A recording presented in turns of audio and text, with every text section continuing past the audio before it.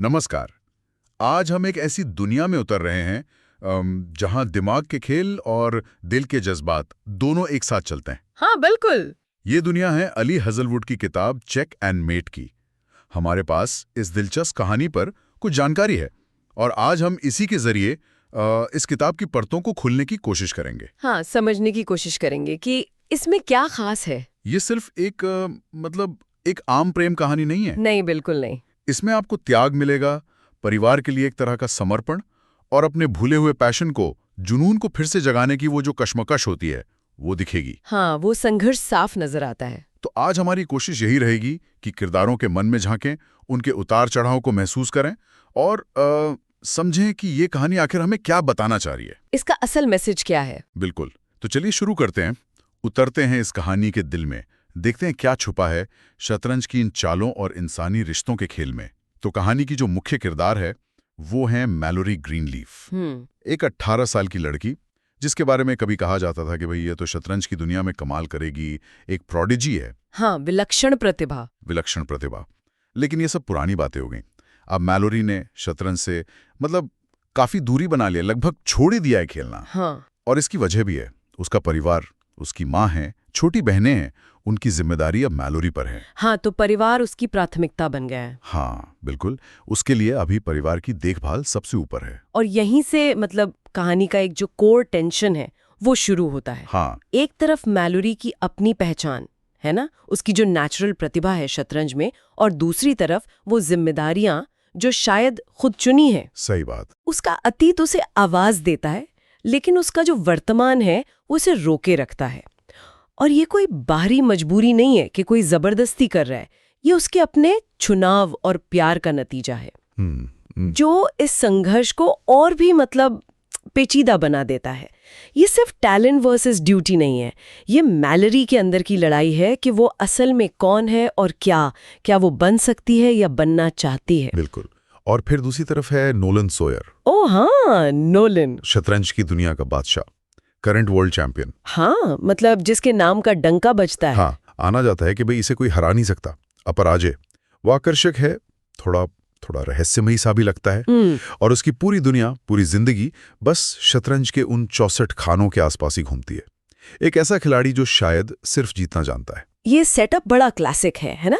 एक तरफ स्थापित चैंपियन जिसके पास शायद खोने को बहुत कुछ है। सही कहा। और दूसरी तरफ एक भूली बिसरी प्रतिभा जिसके पास पाने के लिए शायद सब कुछ है। हाँ। लेकिन यहाँ खास बात यह है, जैसा आपने कहा, कि मैलोरी की प्रतिभा किसी एक्सीडेंट या चोट की वजह से नहीं दबी है, नहीं, बल्कि परिवार के प्रति उसकी जो गहरी जिम्मेदारी है। हाँ, बिल्कुल। और शायद उस दुनिया से जुड़े कुछ पुराने जख्म भी हों जी, उनकी वजह से दबी हुई है। ये उसे सिर्फ एक अंडरडॉग नहीं बनाता, बल्कि एक ऐसा किरदार बनाता है जिसके हर फैसले में एक भावनात्मक वजन है, एक गहराई है। बिल्कुल। कहानी में जो असल मोड़ आता है वो तब है जब मैलोरी की एक दोस्त है, वो उसे लगभग खींचकर एक चैरिटी शतरंज टूर्नामेंट में ले जाती है। अच्छा, वो जाना नहीं चाहती थी? नहीं, उसका कोई इरादा नहीं था खेलने का, वो तो बस अपनी दोस्त का साथ देने चली गई थी। ओके। लेकिन किस्मत देखिए, उसका मुकाबला हो जाता है सीधे वर्ल्ड चैंपियन नोलन सॉयर से।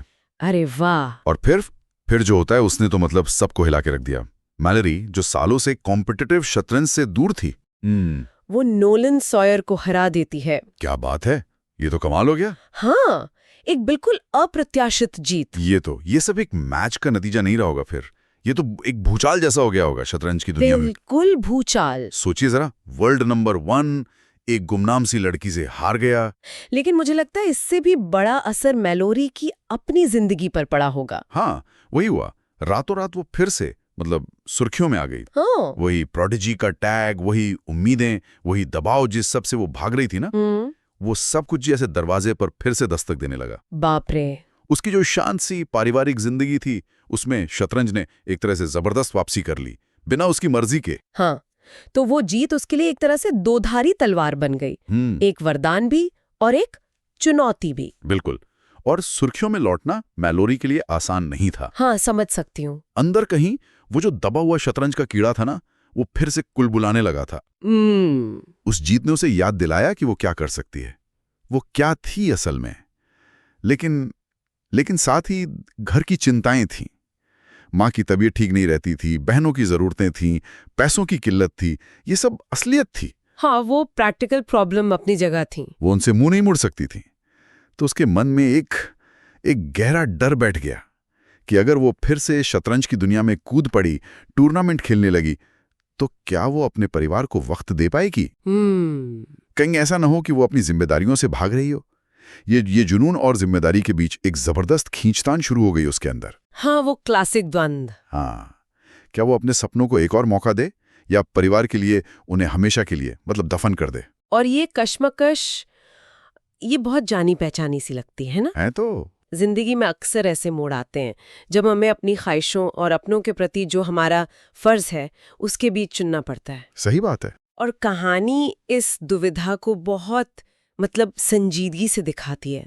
दिलचस्प बात यह भी है कि कहानी शायद ये दिखाती है कि कैसे मैलोरी का ये जो अंदरूनी संघर्ष है वो बिल्कुल शतरंज के खेल जैसा बन जाता है। अच्छा, कैसे? जैसे हर चाल सोच समझ कर चलनी पड़ती है, हर फैसले का नफा नुकसान तोलना पड़ता है।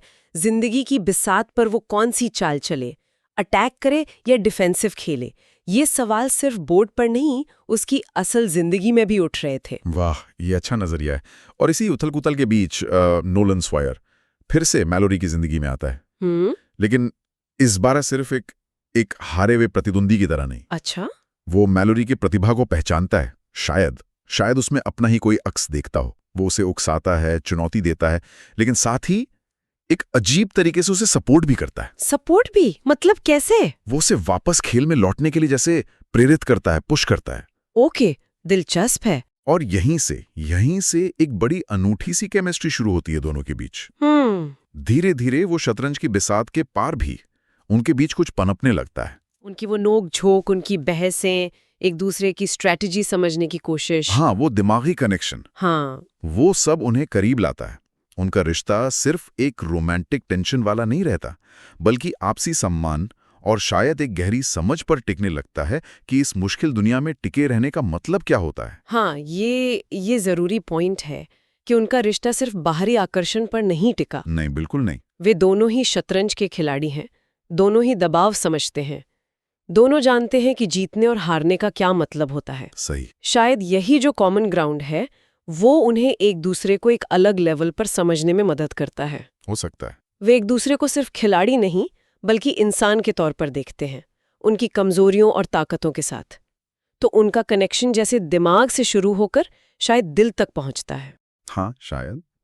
लेकिन कहानी इतनी सीधी कैसे हो सकती है भला? हाँ, ट्विस्ट तो होंगे ही। बिल्कुल। गलतफहमियां वो दीवार बनकर खड़ी हो जाती हैं। अच्छा। मैलोरी को शक होने लगता है कि कहीं नोलन का ये जो सपोर्ट है ये सिर्फ दिखावा तो नहीं, कहीं वो अपनी इमेज चमकाने के लिए या किसी और मकसद से उसका इस्तेमाल तो नहीं कर रहा। उसे यकीन नहीं हो पाता कि वर्ल्ड चैंपियन उस जैसी लड़की में मतलब इतनी दिलचस्पी क्यों लेगा। उसके मन में सवाल उठते हैं, क्या ये सब सच है या शतरंज की ही कोई और चाल है? ये डर स्वाभाविक भी लगता है उसकी स्थिति में। हाँ, और दूसरी तरफ नोलन को लगता है कि मैलोरी उसे पूरी तरह से अंदर आने ही नहीं दे रही। अच्छा, उसे ऐसा क्यों लगता है? वो हमेशा जैसे एक दूरी बनाए रखती है, जैसे किसी अदृश्य दीवार के पीछे खड़ी हो। नोलन शायद मैलोरी के डर को, उसकी असुरक्षाओं को या उसके अतीत के बोझ को समझ नहीं पाता। Communication gap. हाँ, उसे लगता है कि मैलोरी शायद उस पर भरोसा नहीं करती, उसे अपने करीब आने से रोक रही है। ये गलतफहमियां ये उनके रिश्ते के नाजुक ताने बाने को दिखाती हैं। बिल्कुल। जब दो लोग अपनी अपनी दुनिया, अपने अपने डर, अपनी अपनी उम्मीदों के साथ करीब आते हैं तो विश्वास, ट्रस्ट एक बहुत बड़ा मुद्दा बन जाता है। हाँ, वो तो है। मैलोरी का डर शायद उसकी पारिवारिक स्थिति और अतीत के अनुभवों से जुड़ा है, जबकि नोलन जो हमेशा अपनी भावनाओं पर शायद काबू रखने का आदी है, वो शायद ये समझ ही नहीं पा रहा कि मैलोरी को किस तरह के भरोसे की जरूरत है। और फिर बाहरी दबाव भी तो है, मीडिया की नजरें, शतरंज जगत की उम्मीदें, ये सब उनके रिश्ते को और उलझा देते हैं। सही बात है। ये दिखाता है कि कैसे असुरक्षाएं और कम्युनिकेशन गैप अच्छे भले रिश्तों में भी दरार डाल सकते हैं। बिल्कुल। लेकिन आखिरकार मैलोरी को यह एहसास होता है कि जिंदगी शायद या तो ये या वो में नहीं जी जाती। संतुलन की बात। हाँ, परिवार महत्वपूर्ण है, उसके लिए त्याग करना जरूरी है, लेकिन इसका मतलब ये तो नहीं कि वो अपने सपनों को, अपनी पहचान के एक हिस्से को पूरी तरह मिटा दे। सही। वो समझने लगती है कि शायद जिम्मेदारी और जुनून वो साथ साथ चल सकते हैं।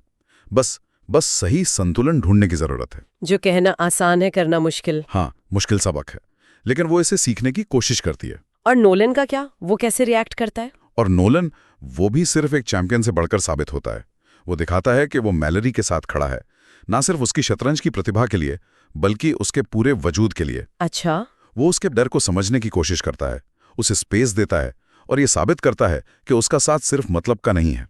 वो दिखाता है कि वो मैलरी के साथ एक भविष्य देखता है, शतरंज की बिसात के इस पार भी और उस पार भी। तो कहानी एक उम्मीद भरे मोड़ पे पहुंचती है। मैलोरी अपनी जिंदगी के अलग अलग हिस्सों, परिवार, प्यार, जुनून, इनके बीच एक तालमेल बैठाना सीखती हैं। हाँ। वो ये समझती हैं कि उसे किसी एक को चुनने की जरूरत नहीं है, बल्कि सबको साथ लेके चलने का रास्ता खोजना है। बिल्कुल। और नोलन के साथ उसका रिश्ता भी उन गलतफहमियों से निकलकर एक ज्यादा मजबूत नींव पर खड़ा होता है। ये एक संतोषजनक अंत लगता है जो पाठक को अच्छा महसूस कराता है, सुकून देता है। ऐसा लगता है कि कहानी का संदेश यही है कि सच्ची खुशी शायद संतुलन में ही मिलती है। हाँ, और जैसा कि अली हेजलवुड की खासियत मानी जाती है, उन्होंने शतरंज के इस दिमागी खेल की टेंशन और वो जो जटिलता होती है, उसको रोमांस की गर्मजोशी और भावनाओं के साथ बहुत बहुत खूबसूरती से मिलाया है। हाँ, उनका ये स्टाइल है। कहानी में दिमागी कसरत भी है और दिल का सुकून भी।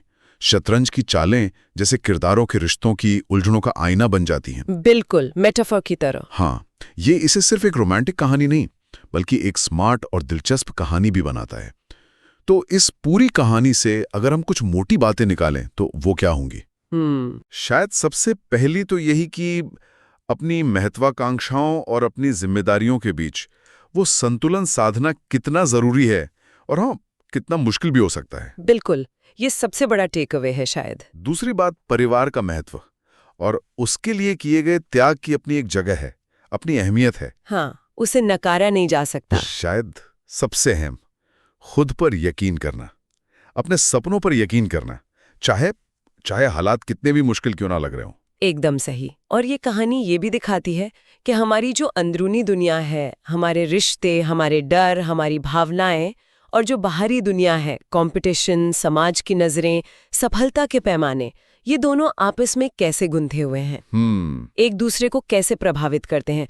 मैलोरी का सफर सिर्फ नॉलन तक पहुंचने का नहीं है, ये खुद तक पहुंचने का सफर ज्यादा है। सही कहा। वो न सिर्फ प्यार पाती है, बल्कि अपनी वो खोई हुई पहचान और आत्मविश्वास भी हासिल करती है। ये एक तरह से आत्म खोज की यात्रा है, जिसे रोमांस के धागे में बुना गया है। बिल्कुल। इसलिए मुझे लगता है ये कहानी उन लोगों को खास तौर पे पसंद आ सकती है जो किरदारों की भावनाओं की गहराई में उतरना पसंद करते हैं। हाँ। जिन्हें किरदारों के अंदरूनी संघर्ष, उनकी मजबूरियां, उनकी हिम्मत और आखिरकार उनकी जीत देखना अच्छा लगता है। इसमें जुनून है, जिम्मेदारी का बोझ है, प्यार की मिठास है और खुद को फिर से पाने का वो जो संतोष है वो भी है। हाँ। अगर किसी को स्मार्ट रोमांस पसंद है जिसमें किरदारों का भावनात्मक विकास कहानी का अहम हिस्सा हो, तो ये किताब उनके लिए हो सकती है। सही कहा। तो ये थी एली हेजलवुड की चेक एंड मेट की दुनिया की एक झलक, उन पहलुओं पर आधारित जो हमें उपलब्ध जानकारी से मिले। शतरंज की बिसात, परिवार के बंधन और दिल के रिश्तों का एक वाकई दिलचस्प संगम। इस पूरी बातचीत के बाद मेरे मन में एक सवाल घूम रहा है। अच्छा, क्या? सोचिए। अगर उस पहले निर्णायक टूर्नामेंट में मैलोरी नोलन से हार जाती तो? अच्छा सवाल है। तो क्या होता?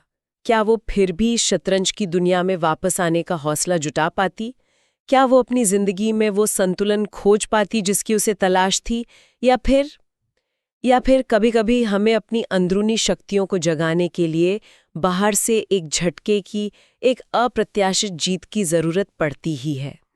ये सोचने वाली बात है कि बदलाव की असली चिंगारी वो हमेशा हमारे अंदर से आती है या कभी-कभी किस्मत की एक चाल से भी आ सकती है। ये वाकई सोचने वाली बात है। इसी सवाल के साथ आज की ये चर्चा यहीं खत्म करते हैं।